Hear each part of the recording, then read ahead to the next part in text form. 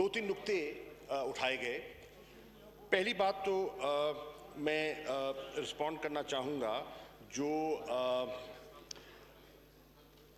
साबिक स्पीकर अयाज सादिक साहब ने नुक्ता उठाया, और मैं और शाज़िया मरी साहिबा ने भी किसी हद तक उसकी तायीद की।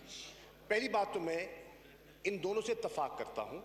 जो कॉल अटेंशन का इन्होंने नुक्ता उठाया, जनाब स्पीकर बिल्कुल बजा तौर पे कह रहे हैं। कॉल अटेंशन जब पेश किया जाता है, स्टेटमेंट आती है, स्टेटमेंट के बाद जो मूवर्स हैं उनको सवाल का हक दिया जाता है।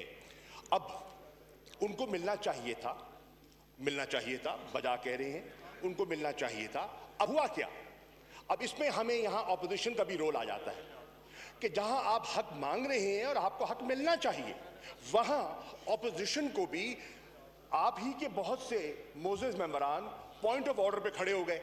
अब एक चीज़ नामुकम्मल है, एजेंडे पे चल रही है, जैसे कि स्पीकर साहब, साबका स्पीकर ने कहा आइटम नंबर 3 एजेंडे पे चल रहा है, वो अभी मुकम्मल नहीं हुआ।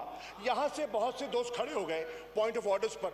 अब अगर मोजेस मेंबरान अपने पॉइंट ऑफ ऑर्डर का इंतज़ार कर लें और जो बिजनेस चल रही है उसे मुकम्मल होने दें, तो जो आपने जो पॉइंट उठाया है ये फिर उठता ना।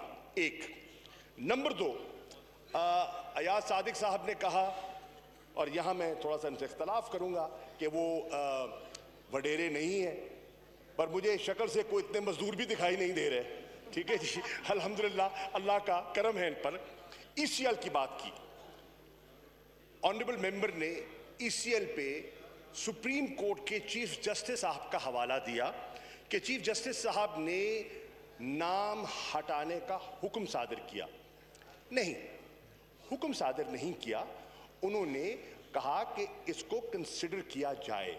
Now that does not mean सुन लीजिए, अब हो सकता है you might not be satisfied, सुन लीजिए, इसका यह मतलब नहीं है कि हम उनके उस रिकमेंडेशंस को सरफे नजर कर देंगे। हरगिज नहीं। अगर उनका नाम ECL पे नहीं बनता तो नहीं होना चाहिए।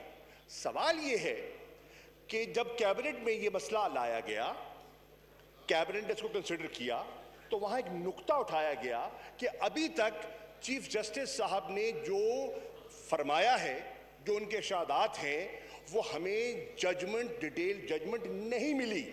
ज़बानी अखबारात में छप गया और उनके जो वर्बल इंस्ट्रक्शंस थी वो आ चुकी। जब तक के जजमेंट इन राइटिंग ना आए और उसका मुताला न किया जाए, इस पर एक फैसला लेना, एक पोजीशन लेना माकूल या मुनासिब नहीं होगा।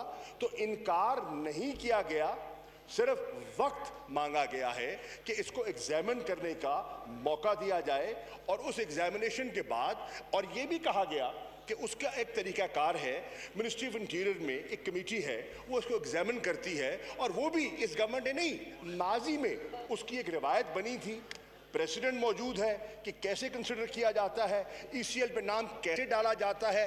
पहले रिवायत क्या थी, बाद में जब निसार अली खान साहब मिनिस्टर फॉर इंटीरियर थे, उन्होंने उसमें कुछ इस्लाह की। वो इस्लाह क्या थी? Yes, we have not rejected that, it is under consideration.